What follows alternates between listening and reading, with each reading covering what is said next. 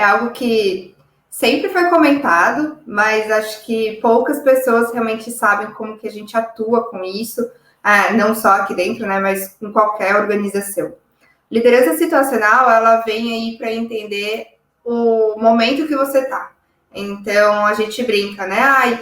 Você está ali no elevador e o elevador fica preso. Alguém toma ali uma liderança de, tá bom, calma, a gente tem que ligar, a gente tem que fazer isso, a gente tem que fazer aquilo. Liderança situacional é basicamente ali naquele momento onde você precisa se colocar em uma posição vendo ali as necessidades daquele contexto. Cami, fala um pouquinho também da sua visão em relação a isso. Perfeito, obrigada, Maju. Eu gosto muito de um conceito quando a gente está falando de liderança situacional. Acho que desde antes de eu entrar na ISA já era meio a louca dos frameworks. Eu adoro ter templates para basicamente tudo que a gente faz.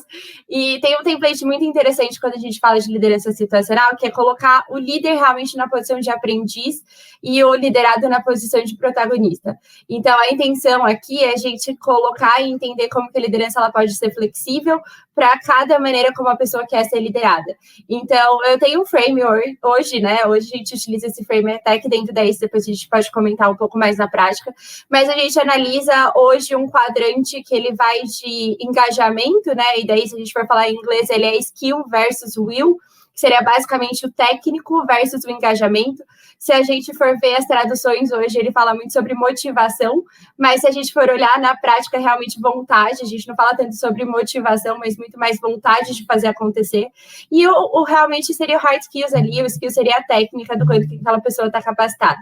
Então, quando a gente coloca num quadrante, aqui tentando explicar para vocês sem nenhum desenho possível, quando a gente vê que a pessoa ela tem muita habilidade, mas ela tem pouco engajamento, a gente vai ver que aquela pessoa que está um pouquinho no nível mais crítico, né? Essa é aquela pessoa que tudo que você precisa delegar, ela vai fazer de maneira incrível, mas ao mesmo tempo ela vai ter sempre aquele comportamento de criticidade que pode prejudicar um pouco o ambiente da equipe, realmente do time.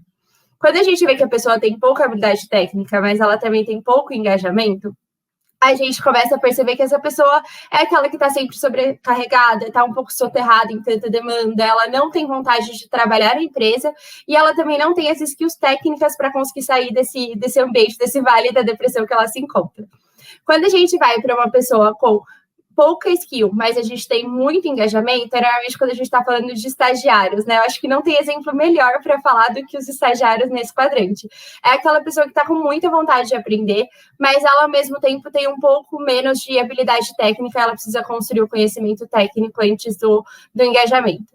Quando a gente vai para muita habilidade técnica e quando a gente vai para muito engajamento, a gente tem basicamente aquela pessoa que é o braço direito da liderança, aquela pessoa que tudo que você precisa delegar, ela vai lidar com a equipe, ela vai conseguir trazer engajamento para dentro da equipe. E quando a gente fala dessa pessoa, tem aquela pegadinha, né? Aquela pessoa que não dá para você somente delegar e muitas vezes a gente acaba colocando essa pessoa naquele momento de um pouco... Será que eu preciso desenvolver essa pessoa? Será que ela já está ali no patamar onde ela pode desenvolver outras?